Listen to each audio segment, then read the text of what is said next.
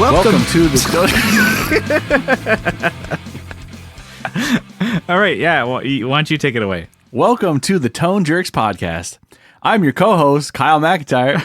You can be a host today. All right, yeah. Don't cut this. We're going to keep it in Stolen here. valor. You're the host. I'm your host, Kyle McIntyre, and with me today is... Brian Gower. Oh, hey, Brian. How's it going? What's new with you? Oh, shit. I'm going first? Yeah. Let's see. I recently played a gig, so a couple days ago, with Justin Case. I played bass, and we played at Himmelberg's with... It's like a downtown club, right? Yeah. Hardly Human and the Midnight Block. And it was really cool. So... both of those bands played really well, and they sounded really good. So their rigs are, we get two guitar players and a bass player and drummer. Guitar players both play like pretty 2x12 sized like combos or like amps and 30 watts. Nothing too crazy. So let's see, Steve. He plays like a Fender 212. I think it's like a DeVille or something like that. Yeah. It sounds great, and he has some pedals to make it, like dirty He's up got or some whatever. MXR on there, right? Mm-hmm, yeah. Hell yeah.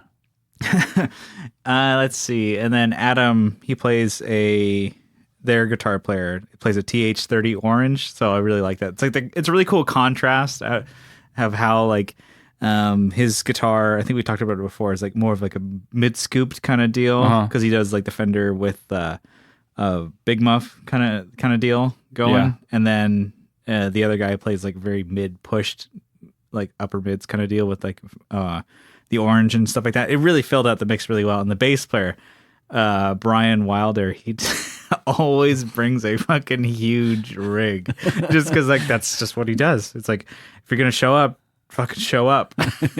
And We out here, dog. yeah, he's got a 1x15, and then he had a 410. I think a Bergatine is the cab, and he had a 1x15 Ampeg, and he had a 1200 watt Fender, the Fender Bassman heads. And he plays with the 5-string. Yeah, just like fucking, just a huge, like everything's in giant road cases and fucking gnarly. It sounded killer. It just like, man, you're gonna fucking, if he turned up if he actually like cranked it, like you'd blow the whole fucking roof off. But yeah, they both sounded good. And then Midnight Block, shared their gear, and it was cool. It was like punk bands and stuff like that. And then we opened up the set, and I was really excited, one, to play the show, and then two, I was really excited to use my Torpedo cab. Yeah, you changed up some stuff. Yeah.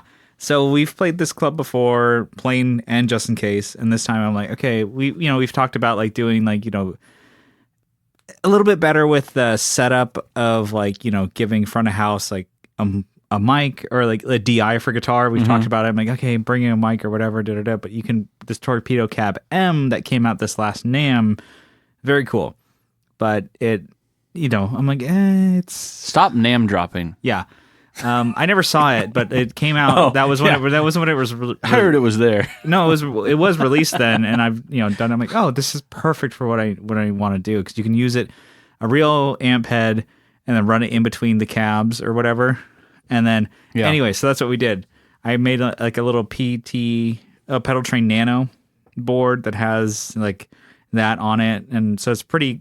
My whole thing is like I don't want to add more shit to it and like make it like our setup time way worse.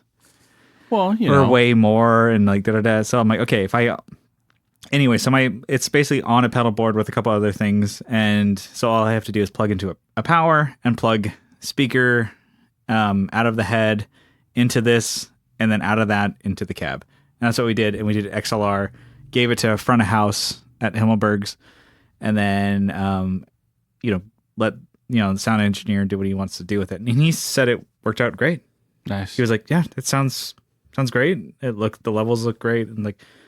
And with the band, I'm like, we can have stage volume just for us. Yeah. And then front of house can actually work with something, instead of like, all right, cranking the guitar amp all the way. Good luck, everybody. Yeah, I did not attend this show. I felt that, you've grown up now, and you don't need my the my fatherly advice from the sidelines. Go get him, sport. Yeah, but it was no, it was great. I was really happy. That was the first time actually playing with this Torpedo cab. I think I've like mentioned it every fucking episode for the past like 6 episodes. You guys know I got a Torpedo cab? This thing's cool. I'm gonna buy it. It took forever to get to me, but it's sick. Yeah, no, I really dig it. So, no, it's there's more tweaking I want to do, and I want to change, like, add my third-party IRs into it, and yada yada. Anyways, but it worked out where it sounded great, and like it was one of the first shows where Adam, the guitar player for Just In Case, he was saying, it's like, I've never played my amp that low, and actually was able to hear it at his show, because he's very almost notorious for just cranking the fucking absolute shit out of his guitar amp. I'm like, God damn. God damn. God damn. He couldn't. Anyway, so here he was like able to like really crank it to like, oh, him and I could hear it. And then Brian played with his in-ears. And last time we played here at this place, we didn't bring a kick, but Brian was like, okay, I know he has up to 8 channels on this thing that he could use. Yeah. And it's like a smaller like bar, but restaurant club kind of thing. So it's like, they don't have like a giant sound system, but it's like enough to where it's like, oh, let's take advantage of it and whatever we can use to make it sound good. And so he brought a kick, and he brought a SM57 for overhead for drums, and then he was able to get a really good mix for front of house and for his own in-ears. And Brian's like, this is great. And so for sound check, and then while we were playing, we were noticing that like parts where we were off, we could get back into it easier. So it's like, when you're a punk band, you're kind of just like loud crash, but we were doing that, and then we could all kind of like lock in because we could like hear where we were.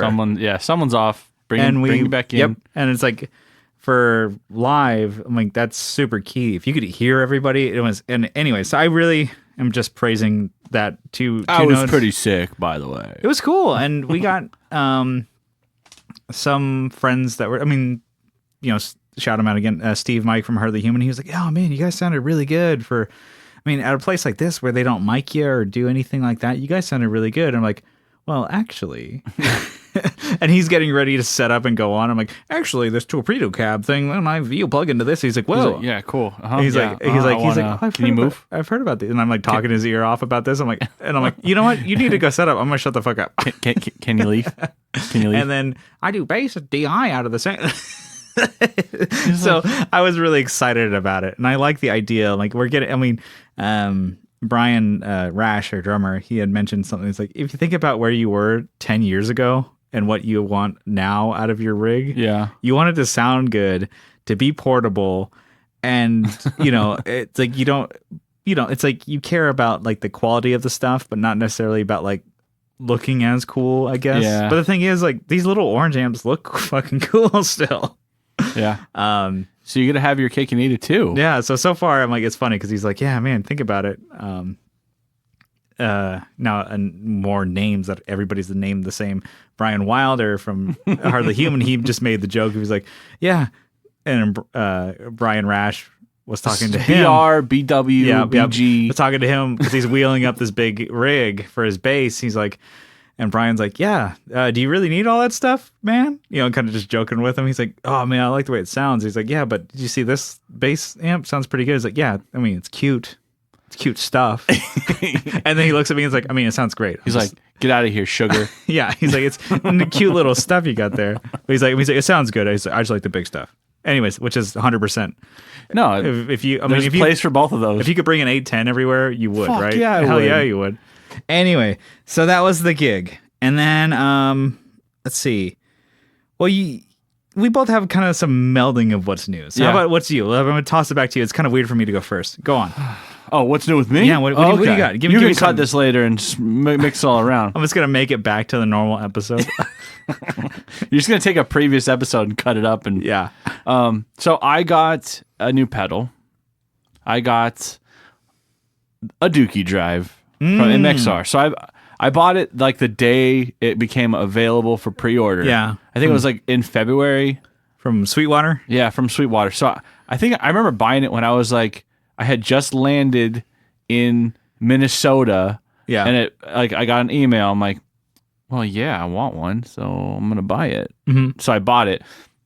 And then they had like a huge shipping or like a delay in the product actually being made and manufacturing or something like that. Yeah. So got it, and I think it's awesome. Actually, Oh yeah, it's cool. I really like just cranking that, like the heavy gain side.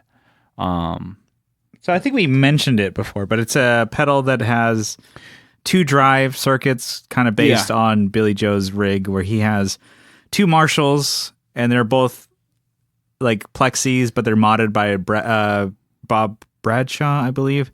And so one of them's more of like, higher gain where it cascades the front end a preamp section, and then makes it more of like a mid scooped kind of like, heavy metal kind of amp. And then the other one's like, still like cascading the front end, but it's more of a classic rock kind of sound. And he blends those together. So one's cleaner, one's a little drivier, but he front of house blends it. Yeah, I don't know if I really like it by itself, because I haven't really mixed with anything else, but by itself, the more classic rock tone, it's cool, but it's not exactly what I like it in the middle, where you're getting both of the me too, both tones, or like at like 2:00 more on the gain side, on the super heavy, the heavier metal kind of side.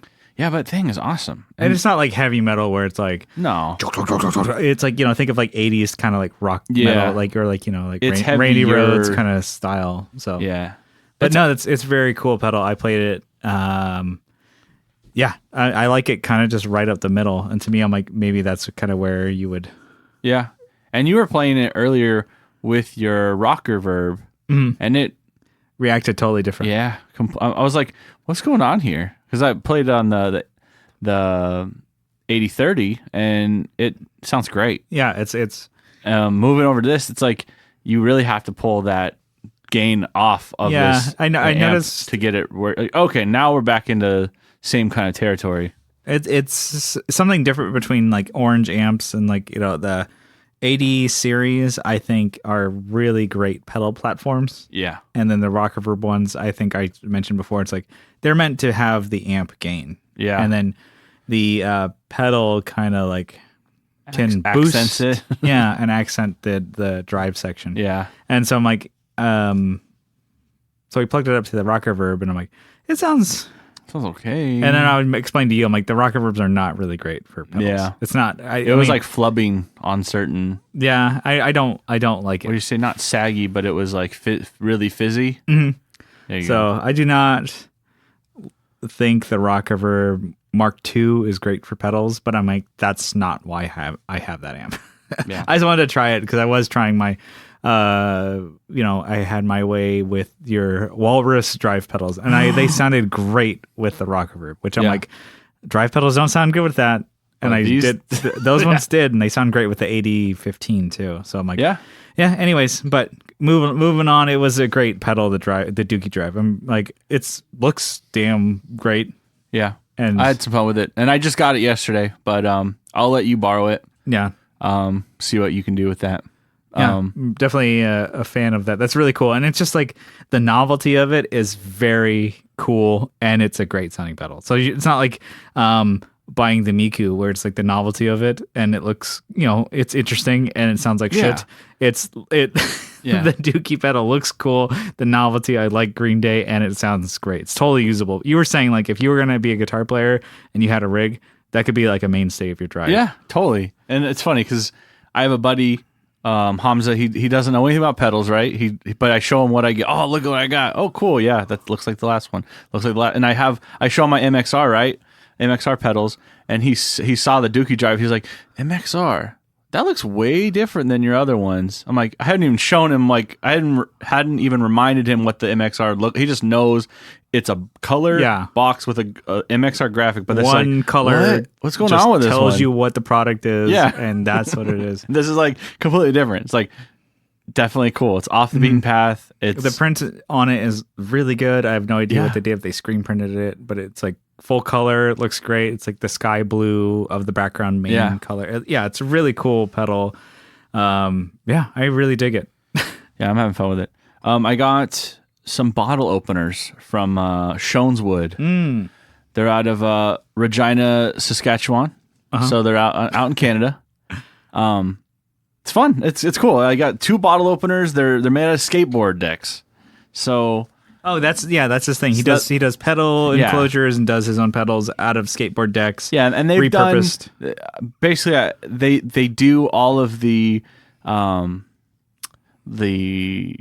Stomper, like when you see the skate decks, he basically all of his like trimmings and stuff he sends to Sonic Stompers, and they embed him into their into the toppers there. Yeah, those are always have been my favorite Sonic Stompers. They've been the skateboard ones. I got it. And I think it's just a really cool idea, and the fact that they're both like working together and they're both like so these are cool because like these are the rounded part of the deck, and so you can't really use them on a pedal. They're not flat, or they're not like they don't really play well with other pieces, right? Yeah. So it's kind of cool. He's found a new.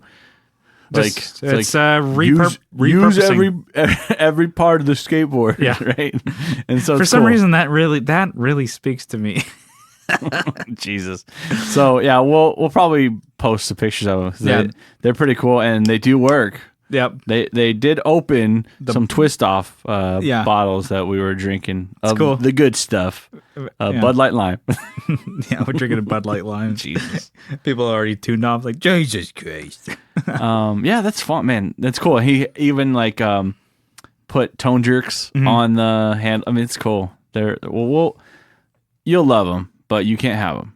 You can look at them. Yeah. For your eyes only.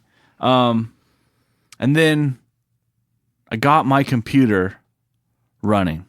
Oh, this computer build. So yeah. So remember the saga, I think has been told over like podcast episodes, Patreon episodes. But so it's finally kicked it on. I'm like trying to future-proof a computer, basically. Get ahead of the curve, right? Good luck.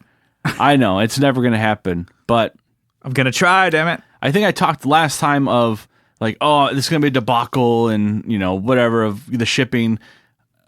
Finally got everything in. Had a couple components that I had in the computer from like a year and a half ago when I first started building it, and I just bought those, and I didn't realize like it was a piece of shit, right? Yeah. And plugged everything in, and it didn't even turn on. I was like, fuck. So I yesterday went and got what was wrong? It's the motherboard. So I got like. I went to Fry's, and when I first started building it, I'm like, oh, I need a motherboard. I'll take this one. It's on sale. Didn't realize it was like an open box. Oh, I should have looked at it. Son of a bitch. So it was a dead circuit board that they probably returned and put back in a box, and it made it back to the shelf. Right? They don't test that shit. Yeah. So fucking assholes. And I got a better one. Yeah. And I only spent $120 on it, but still, that's $120 that I just threw away, basically. Yeah. So, but this thing is awesome. So you got all the pieces together. You finally fired it up. Yeah, and I did like a couple like tests. Like you go to a website, you download a program, and you can test every component in the computer. Yeah. And seeing if it actually is working, and I guess test and see how. The health of the computer. It's kind of an interesting way of looking at things, I guess, but it's above a lot of computer builds that they test on that website. So it's kind of cool. Nice. They give me like a super high, like above 100% of what I guess. I don't really know how they classify, but graphics, I don't have a graphics card. So it's like, oh, your graphics suck, but your processing and your storage and your recall, all these different, like your RAM, everything's like really, really good. I'm like, perfect. So yeah, so you need a graphics card. That's kind of the last thing you want. You don't need last thing. Probably spend another $400 or $500 on that. So I don't really need to. You're like, woo. So I don't really need it. But there's a built-in one, and it'll work. And I'm not really like planning to game right away. I just want to get things. I got to get my garage like situated so I can have a nice area inside there to set up work on things. Yeah, and you can get back into. Like 3D printing and stuff like that. Yeah, I gotta do that. Yeah, so you can get an area in the garage set up, so you can do that, and I think maybe we can do some editing videos, stuff like that. This thing will run like multiple programs at once, and not let. Oh man, it's so good! I'm so stoked on it, and of course I did the RGB, so everything does rainbow effect color, or you can do solid colors, and Yeah, it looks like you're just having a It's rave. fun. You flip on your computer, it's like a rave. Party rock is in the house tonight. I think It's like going off. You're like, you flip it on. And you're like, what the fuck? I got to get like a couple components still. Like I got to get a keyboard. I'm borrowing like a really nice one from a friend, and I think I'll take my time on that because he doesn't need it back right away. But Yeah, you're gonna get something dope. yeah. I got a new keyboard and mouse, wireless keyboard and wireless I mouse. might steal those from for you. my MacBook setup for recording and just general use. I'm like, man, I don't know what the fuck I was waiting for. I was like, oh, I don't know. It's gonna be so fun. It's gonna. It's an expense. I thought it was an expensive expense. And it wasn't at all. I'm like, I bought a keyboard that's really great, and it's a wireless one that's like feels exactly like on my old iMac keyboard. Feels exactly the same. It's wireless. I can use it from across the fucking room, and like to me, that's a real novel idea. Yeah. And like having a mouse as well. I'm like, oh, okay, cool. And so I don't have to use the laptop, keyboard and laptop mouse and stuff like that. And I can use that with the TV screen monitor setup that I have going on here. And I'm like, hey, man, it just makes things so much easier to use the double screen, and I don't have to lean over. Because the way I have my laptop set up, I have it on a 4-space like SKB rack. And it's like, where I have my fractal and Focusrite and shit like that in it. But I'm like, it is, oh man. It was like under $70-$60 for both of them. And I was like, what the fuck was I? Stupid fucking asshole. I waited so long, and I got it on Amazon, and then the next day, and I'm like, what the fuck was I waiting for? And it took Life-changing experience. it took absolutely no time to set it up. I'm like, man, it's great. But using that to record, I'm getting back into recording. We're doing this EP that we talked about a year ago. Finally getting back into doing it. This last week, I finished all the rhythm guitars for 4 songs that we did. They sound fucking great. And I'm going, just all silent recording pretty much. I don't need to mic any cabs or anything, which makes workflow so much easier, especially with the keyboard setup and everything I have. I'm like, God, this is so great. And the mixing, I have able to use a dual monitor setup using the like laptop monitor plus like the you can have your waveforms TV on your laptop and then your mixer up top. the edit and mix windows separate, and I can oh man, it's so super cool. You just get another same size screen and mount it right below it, but straight, flat on the wall, and then you can just put laptop to the side. Yeah, that'd be kind of cool. But I'll help you out with it.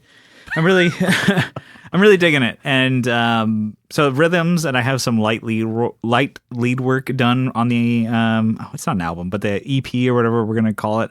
The 4 songs are sounding great. I'm recording DI I have my Countryman DI, and then I have out of there I'm going to the Fractal and Spitif out into the Focusrite, and I am loving the way it sounds. Just the Fractal. The idea is to reamp it with the DIs for actually use my Rockaverb and my 8030 at Double Time Studios.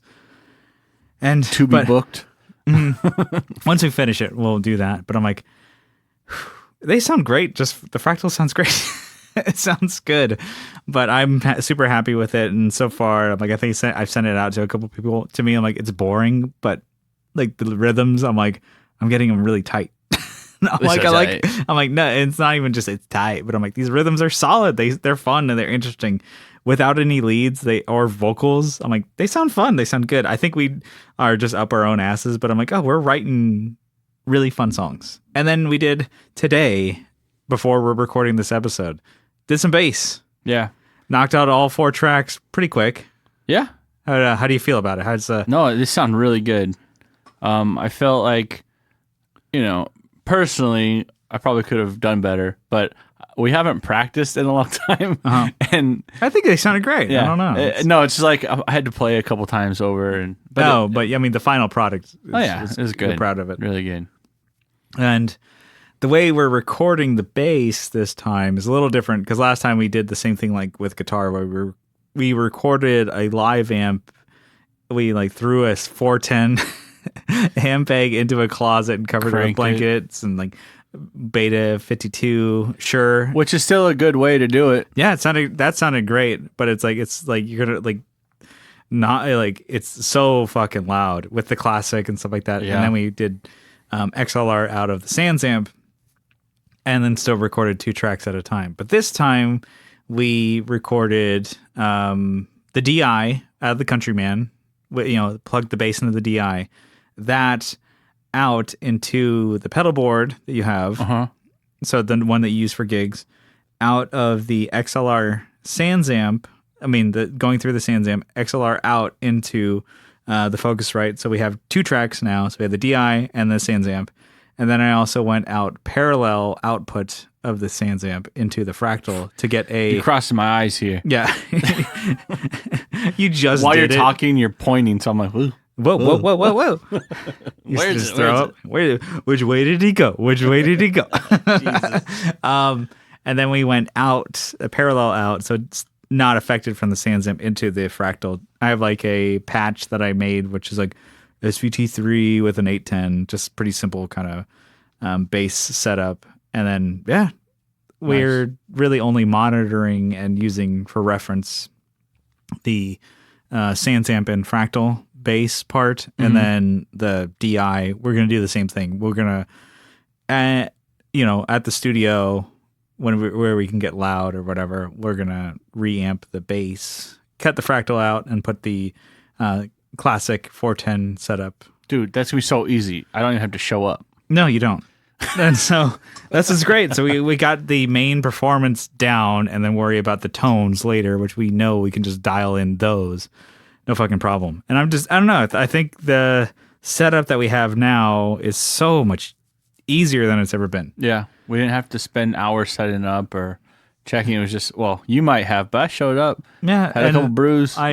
But the thing is, I have presets now, and it's like really a big thing with the digital stuff. And it's really taking advantage of it and making it work for you. And I really enjoy it. I'm sure there's easier ways to do it, and people could do everything inside the box. But I still like having the DIs and having the Sans amp, because I always think the Sans amp has been a good like staple for the bass sound. And having that, and we can mix that with the Ampeg. I don't think we really need to mess with that. But right now, we don't have to mic up. Bring the whole fucking classic over here and mic it, and that's a bitch. We could just do one day where we do guitar and bass DI. I'm really happy with it. So that's to say us maybe just like putting it again out there on the podcast that we are recording an album or fucking 4 songs, whatever.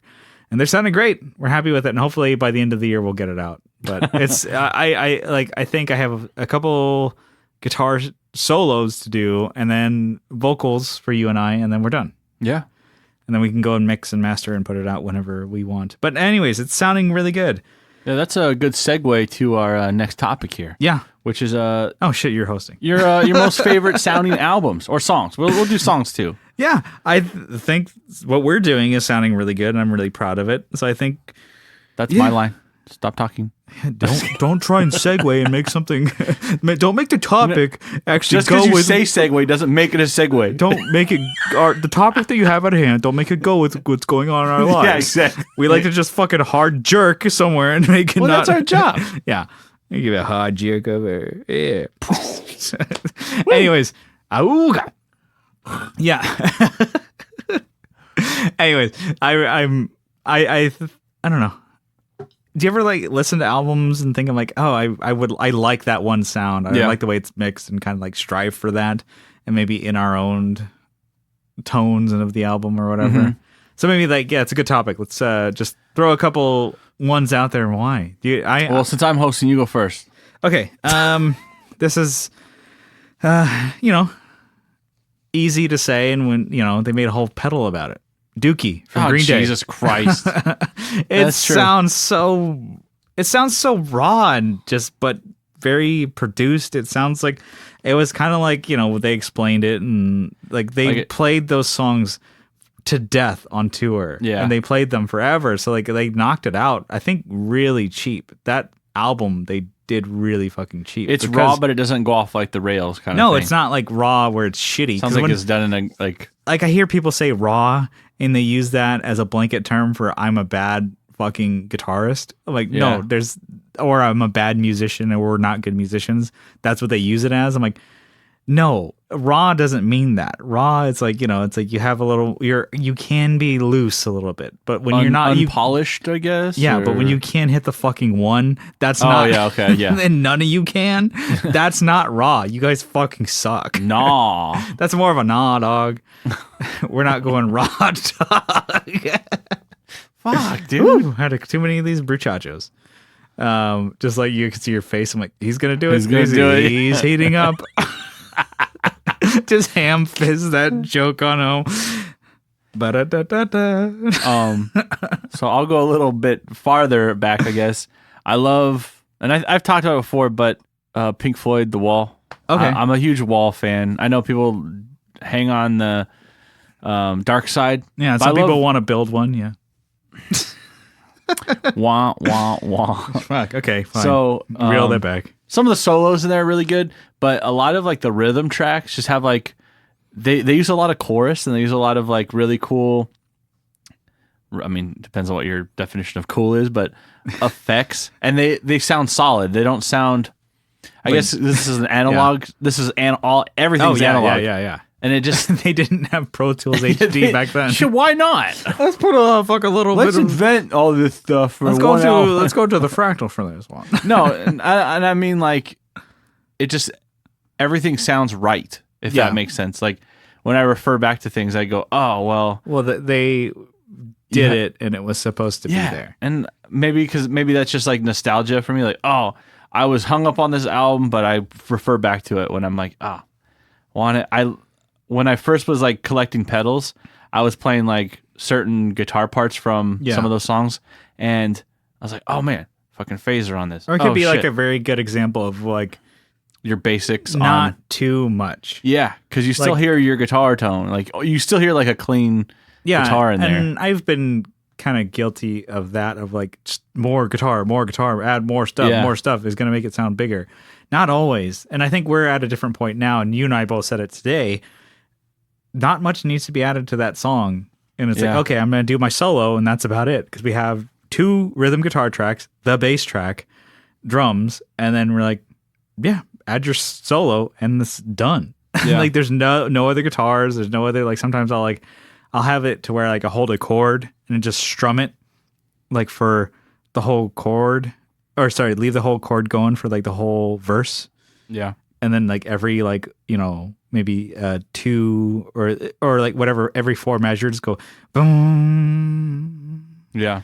Boom. And it's like cool, but I'm like, it doesn't need to be there. So maybe that's a great example of like, all right, you are representing all the parts that you wanted to in a way that is classy, Yeah. I'm not a huge fan of it. Not that I don't like it. I don't really like, I'm going to listen to The Wall. But I'm like, I've heard songs, and that's a great example of like, you got Don't everything. piss me off, Brian. Don't pander to me. And music is like a great thing because it always pisses you and I off when we talk about it. It's like, if you don't like something, that doesn't mean it's bad. Mm-hmm. I'm just like, oh, I'm not a huge, I don't really like that. I'm like, what the fuck you say? It's like, you didn't write the song, so why are you so fucking personal? I don't even know what I'm feeling right now. I could accidentally like chop off your leg and be like, oh, that's cool, bro. I'm like, I don't really like. They make these things called wheelchairs. I don't really like Dustin Kensrue. Okay, well, speaking of that, Thrice, Beggars. Oh shit! Big fan of that one. Oh yeah. The first song and like the bass track and like the guitars, that was kind of like one where it sounds so different than everything else that was done. Noticed, they started pulling back more on Visu on the gain, but it's like I didn't listen to the Alchemy Index. I heard some songs off of that. Some people hate that one. To me, it was like a huge jump going from Artist in the Ambulance to Visu to I skipped that one and then went to Beggars, and I'm like, oh man, these are like rock tones, blues tones, rock tones. Like they're just going for it. Like, let's give you like, these are Telecasters, these are Les Pauls. They're not so much like from like Artists in the Ambulance.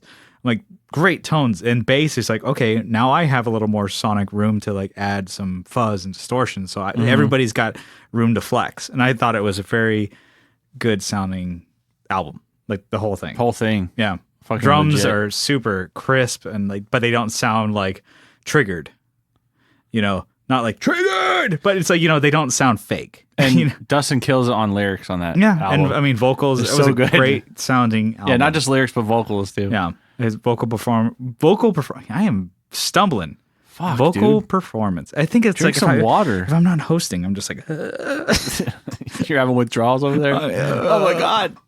I have one. I think we've talked about it before, but Exister from Hot Water. Fuck. yeah. It is such a well-recorded record. And that one is one where it's like Everything sounds... guitars are hard panned, so it's really it's- only 3 guitar tracks and maybe one, like 3 vocals And at the most. And the bass on that isn't even like... I don't even like the bass tone, right? But it works so well with... I'm like, if you listen to it by itself, you're like, it doesn't really... I mean, But then when you hear like what he's doing with it, you're like, oh and shit, how he's that's locking why in, he's... stuff like that. That's why there's no... There's almost no like distortion or... Yeah. I like it where it's a little raspy. It has almost nothing. None of but that. But it's there. You're like... And he's such a good bass player. And it's funny. They did some like YouTube like or whatever, like just like little clips of them in the studio recording Exister. He used the shittiest bass. Really? He used one of the Flea basses. God Not the damn it. Modulus, it's the Flea bass brand. Oh. So you know the green and pink one? So it's like where it was made in China, they just shoved some shit ass logo from Flea, the Chili Peppers guy, on there. And it's like, oh my God, they're like shitty looking Modulus. Is he the Sriracha guy? Or is that the... It was... You just said Chili Peppers, not Red Hot Chili Peppers. Oh, so. okay. I'm trying to kill your bit. Yeah. But I'm hosting. Sorry. I need to get angry for The some regular reason. program is... That's what I do. I get angry for no reason. yeah, that sucks. I mean, but it sounded good. Anyways, like that's what he used, and you're like, it doesn't matter because it sounded good, and that's what I'm like. That's finger bass played, and he was like, he was just in the studio. Is it playing. a 5-string? No, right? 4-string. 4-string. And But he plays a 5 live, I think, right? No, he plays 4. Oh. I've seen him play 4 mostly, but he plays so high up, kind of. He's like, boom, boom, and they're a funny setup band because he's the bass player who never sings, and he's right in the middle. Oh, yeah. So it's like, it's like, you know, both guitars and singers are on opposite ends of the stage, and he's kind of in the middle just doing his bass stuff. And, like, and that's like not normal. you know? Not would put- traditional. Traditionally, you would have You tuck him back, and you'd have equally like space on the front dudes. Yeah. But yeah, no, that one's really great. Let's see. I had You have like individual songs, or you have... not really. I just have listed albums. Reliant K, the album.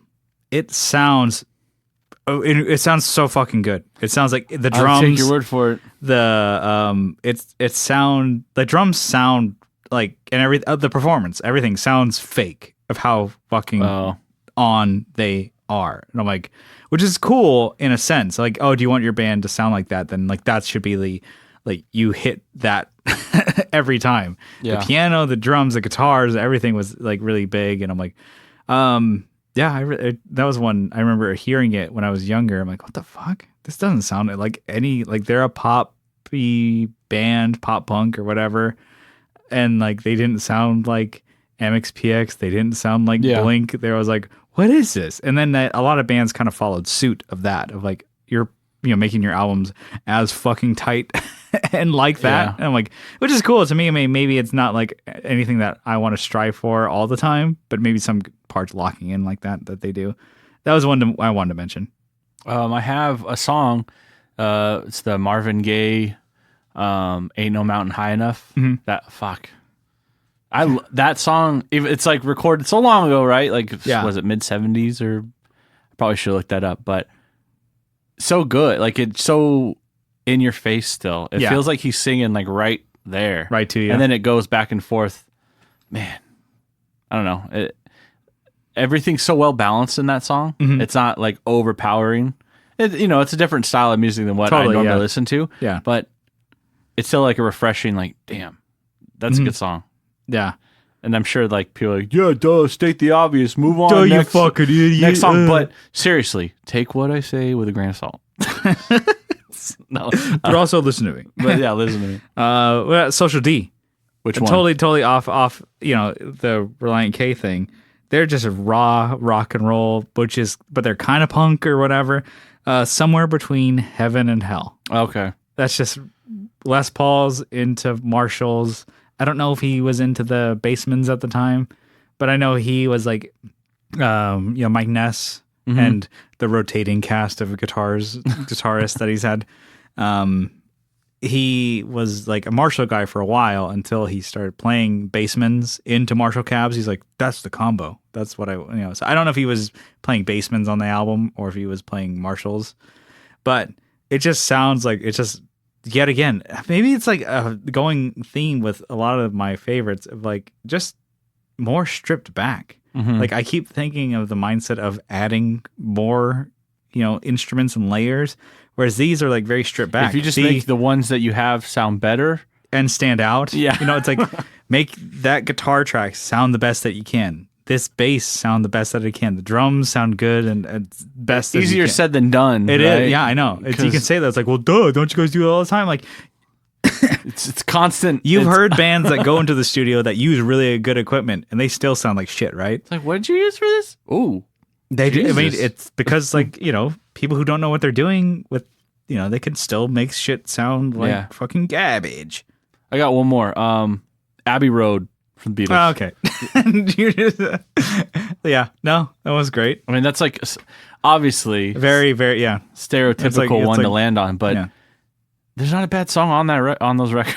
And I think that they sound like they're not recorded. They don't sound old. I mean, they do, but not. They're not super. They're not dated. They're done. They're done really, really well. And I mean, I couldn't tell you like what processes they used or anything, but I know they like definitely like made. Maybe that's also with the sound, like they were obviously a polished band at this time. Yeah, and they knew what they wanted to do. But it's like even with the Beatles and in like when they were playing, I want to say like that's when like stereo started becoming a thing. Yeah. So like to mix in stereo. Yeah, it was. So you would like throughout the Beatles like fake stereo. Beatles career, it was like people didn't know what to do with it. So sometimes they would put like all vocals on the right, hard panned, drums completely hard panned on the left. And so like they started like playing with that more as they got, they were only a band for like what, 7 years? Yeah, not that or long. less? Something like that. I'm sure somebody's gonna be like, it was 8.5, asshole. So you can hear like they really started playing with the stereo field of like how to mix and stuff like that. And yeah, no, that's definitely an album where they did that. And I'm like, coming up with these weird sounds with the instruments and stuff like that. So that's cool.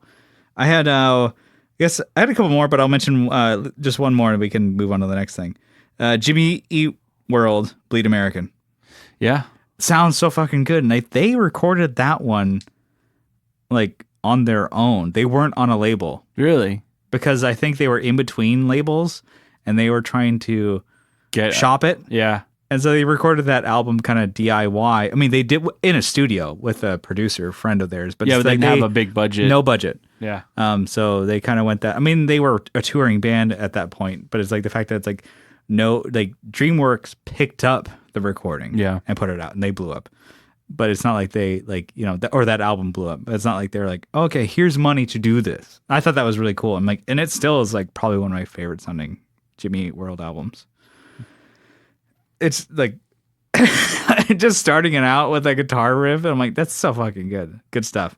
I need to drift back into Jimmy Eat World. Yeah, me too. There's a lot. And I know of saying that people are very big Jimmy Eat World fans. They're like, what about this? What about this? You fucking idiot. This is so good. I'm like, it's just a cool story behind it. And I like, and maybe like, that's one of my favorite albums. That's pretty cool. Anyways, I think squoze all the juice out of that. Yeah. Let's go to the next topic. Okay, fuck. I'm stealing it. All right. You got to do it. So we are not going to Summer NAMM. Yeah, tone jerks are not going to be represented there. But if you guys want to jerk some tones, you guys could do it in our honor. Yeah. If you guys show up, act like us, I'm sure you get a pass. Just walk over the front and say, you're Kyle. Yep. So just don't go fucking punching some drywall and drinking Monsters. Yeah, they're like, oh, that is Kyle right there. He just drywall puncher 3000. Kyle's pro drywall punch, I think. That being said, though, we're not sitting on our laurels. Okay. We're actually we are doing something, which is kind of cool. We are going to a different type of trade show. Kind of, yeah. Not at all. It's not like that at all. We're going to Comic Conn. Yes, San Diego Comic Conn. So it's actually going on the same time as Summer NAMM. So it's a little constellation prize. What? We couldn't go to NAMM. I got the time off, and I was like, I totally forgot that I requested it to go to NAMM. I'm like, you look at that, and you're like, well, you can just have time off to be in San Diego, not going to Nashville. Actually, you can stay in San Diego, and we got passes to San Diego Comic Conn, thanks to Kyle's wife. My wife. So shout out. She doesn't listen, but shout out to Carrie. Got us passes, so the three of us are going. There's so much to do at Comic Con, right? We are very excited. So for me, maybe we can talk about kind of like what is there. Yeah, we can just make it a loose topic. We've gone before. Like you went. Back when you were at what? I used to go when I was a kid with my dad. Back when it was only about. Yeah, back when when I was like 10 or so. Back when it was like legitimately about comic books, like in crates that you could boxes. buy, and also Gundams. That was it. That was the only thing that you could see there. It wasn't anything. Like it was like going to a comic book store, but very big at the comic convention the San Diego Convention Center. And then I went later on when in high school, I was like maybe, I don't know, like 2004, 2000, whatever. Yeah. 2003, something like that. Went with a couple of friends, and it was still, you could just walk up and get a ticket. You didn't need a pass. It wasn't a huge thing. There wasn't celebrities there. And then I was like, oh, they're a little bit bigger. There's more like, toys and stuff like that. There's more like companies there trying to represent stuff. And there was like, Comedy Central was like there airing like, preview the new season of South Park, hang out here and watch it. And I'm like, I was a very small kind of gathering. It was like, it was very small. And then it blew the fuck up. And then you and I could never go. No. Yeah. I remember the last time I went twice. Mm-hmm. Last time I went, I think it was like 99 or 2000. Yeah. So when kind of you're a kid. And like my uncle used to work it. So I would go and I would just have to go to like a panel. Yeah. And like film the panel. I would like film the panel or do the sound on it. And then, or like when you're a kid, you don't really have any responsibility. So I'm just running the sound in quotations. Like, Kyle, can you grab me that microphone? Boom. I ran sound. Yeah. Can you go get a hot dog? And then, and then once you're done with your 3 panels for the day or whatever, you can walk around and do whatever you want. Yeah. So that's what we did. And that was kind of cool. Mm-hmm. But it was like kind of same thing. It was still small, but they did have panels of like, this comic book writer or like people that you didn't really know. Actual comic book writers or like I remember doing the one for I think it was SpongeBob. Uh-huh. So like they had the voice actors and the writers.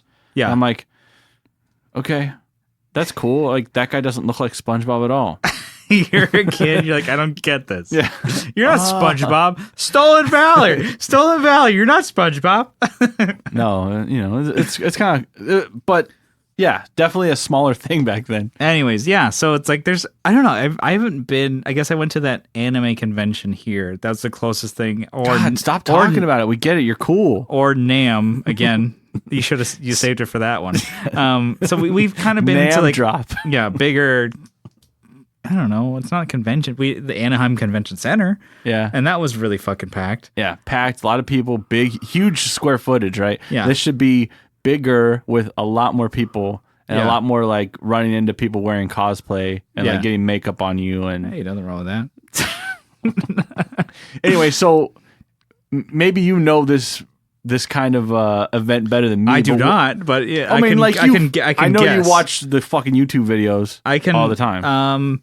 And you follow a lot of people. There's like AX and stuff like that, which was a couple weekends ago in LA, which is an Anaheim or not, anime convention at LA. And I'm like, okay, it's cool. But this is Comic Con where it's like all encompassing of movies and fucking, like I think they have like just so many different types of like shit there that I really don't even know. But I'm excited just to kind of like be there and experiencing whatever and just kind of like going with the flow. I do want to see like Funimation. Yeah. They have a booth there, and I believe Crunchyroll does. So those are two anime companies. And then Aniplex, they do a lot of licensing for anime, and Sentai Filmworks. So I'm pretty sure those are the big 4 anime companies that are going to be there represented. And they're going to have some previews of like seasons coming up, and like I think voice actors are going to be there. And I went to some panels for voice actors and stuff like that in San Diego when they did the anime convention I went to. So I'm like, I don't know, I like that. It's actually really cool to like go and hear them talk about it and like actually. Do you have like a percentage, like a number of how much of this is going to be anime? I have no idea. I'm guessing a lot. I'm guessing probably like 20%, probably 20% or whatever. More, probably more, probably less. Which you're going to see like new movies coming out that you didn't even know existed. Yeah, you're going to see shows that you don't want to watch on AMC. Yeah, that's what I'm thinking of, like, because I know your wife is big into like Walking Dead and stuff like that, and like Game of Thrones. Even though that show ended, I guess. Yeah, they probably won't. But they were a huge representation at Comic Con for years, and I mean even fucking like I think there's been a time where it's like. Always Sunny has been there at Comic Con for some reason. Yeah, no, definitely. I've seen their panel. Like, so I'm like, I don't know. I think it's really not comic anymore. It's just like pop culture entertainment. So I kind of don't even know what to expect. And that's right up our alley. Yeah, so. I'm really like super stoked to check it all out. Yeah. I know Marvel people are hinting that they're gonna like do like the preview or just like announce the Black Widow movie. Oh, okay. Because she's getting a movie, or at least that's a rumor, I think. Or like they'll talk about the third wave or the new wave of Marvel. Okay. So because Spider-Man just released and ended, so they're like, okay, after like the last Avengers movie, which was like, okay, a lot of things capped off and like tied a bow and we're sent that off. It's done. And then, so like they're going to announce the next wave of like crazy stuff that they're going to do, like characters that they're going to introduce. And I'm pretty people are just guessing that it's like Comic Con's going to be the place for it. I like those Marvel movies. I think that'll be a lot of fun. So I'm excited. The Marvel shows though, those are garbage. They're shit. But Carrie likes them. Oh, she loves them. Yeah. So I love them. So yeah, don't tell her. So you got to love them. So you got to watch. So I'm excited to see that. I'm excited to see a lot of anime stuff. I just want to see like everything. That's literally I want to take it all in is kind of the big thing. I'm going to see to help with the studio tone. I think I need more figures, anime figures. So are we going to do I'm looking for some Love Live stuff. Okay. Some more SAO. So I got some things I'm looking out for. Are we gonna do like on the floor, not interview? I don't know. But I'm saying, should we do an update, like a Patreon update or something? I think we're gonna maybe do some Patreon releases. I know I'll be going in a couple days with Carrie. You won't be able to go, so I don't know. I'll see what. Yeah, see if I can. Dude, that's perfect. If we can coherce Carrie to come on and do like. She'll like some Patreon. Maybe she'll just give us like some commentary. She's like, this is trash. This was shit. No, but that's a good idea. But I think we should do some Patreon. Maybe we'll throw some stuff on the main feed of just updates of our days there. But I'm excited. So this is a preview of the Comic Con before we go, and you can hear the aftermath on the Patreon and on the feed. I don't know.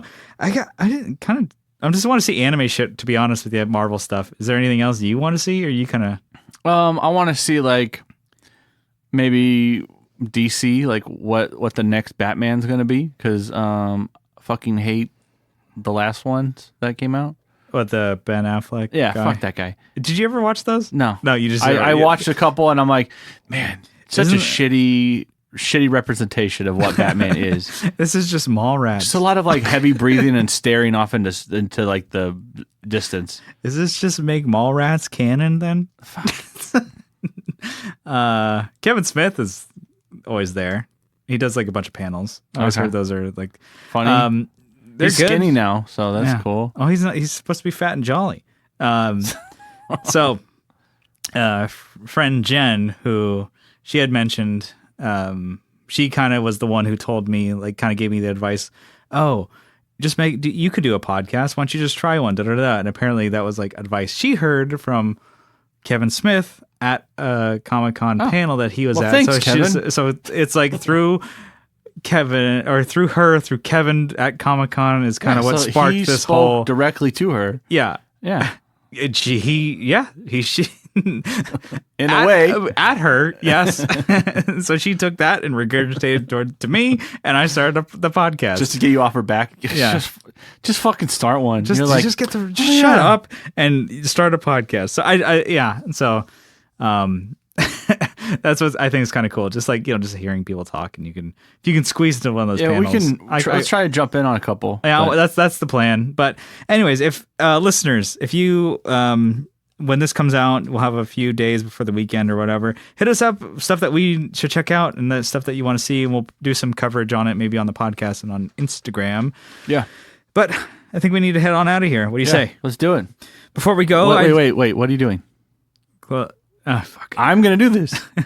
I started this bitch. I'm gonna end it. Even if it's a train wreck. Okay. All right. So thanks for tuning in and spending another I don't know, couple hours with us. A couple hours, 1 hour. Who knows? Brian's gonna. They can listen to it on half speed. And it could be an hour, 2 hours. So you can follow along on Instagram, Facebook. We have a group on Facebook. We are at the Tone Jerks on Instagram. Join the group. We're chatting it up. We're telling dad jokes. Apparently, that's what we are. That's what we're doing. But yeah, if you got a really good dad joke, you can add it. If you're just dying to rad jokes, dad jokes. Yeah, you got some rad dad jokes, dog. Some Chad jokes. You can actually leave an iTunes review, and if iTunes will post it, we will read it. Yeah, if they publish it, and then we will read it. If it's vulgar, just barely above the line, below the line, we don't. If you copy and paste it, maybe we'll still read it. But it can't be too bad. So if you really want to support the show, you can drift on over to Patreon. $1 a month, help us out. $2 a month, you'll get an extra episode. And we chat it up and talk about some bullshit, probably. Some good stuff. Okay. I think it's always bullshit. No, we have fun, actually. We dive deep. We actually talk about gear. We just talk about the stuff that you want to hear. You're selling it here. Yeah. But before we go, I want to do a huge shout out. Shout out. Brian's got the list. I got a listy list here. Checking it out. Checking it twice. He was naughty and nice. So, thank you, Aaron Taylor, Abe Newman, Adam Rohr from the Let Him Hear It podcast, Alvaro Viramontes, Andrew Walsh, Brett Alexander, Bruce Banana, Co Schneider from the Flippin' Do that one again, please. Flippin' Flippers podcast. That is hard to say. Yeah. Change your name, guys. Doug Christ, Doug Gann, Doug King, Digger from Fat Foot Effects, Jamie Davis, Jason Fuzzmonger, Jim Bowers, Johnny Ray, Joseph from Like My Pedals, Leon from Pelican Noiseworks, Michael Newman, Nicholas Payson, Brian from Nutter Guitars, Sean Arbo from Gun Street Wiring Shop. He has a new video that he did with Eric Moreau. Yeah. It's on his YouTube channel. Check out his Instagram and link it there and search YouTube for it. It's pretty fucking dope. And he's wearing some cool swag from your boys Playing Without a Pilot. Sean Fahey, Steve Mike from Hardly Human. Yeah. Cool set, cool show. Will Lehue from the Just Surprise Me podcast. and Matt Quine from the Fret Talk. What's up, Matt? I'm out. Yeah, so that's it. That was weird to read that. I it's was all like alphabetical, too. halfway through, and I'm like, I don't know how he does this every week. Well, it's tough being me. All right, well, It's like wearing a new pair of underwear. At first, it's like restricting, and then it becomes a part of you. All right, we're gonna get out of here.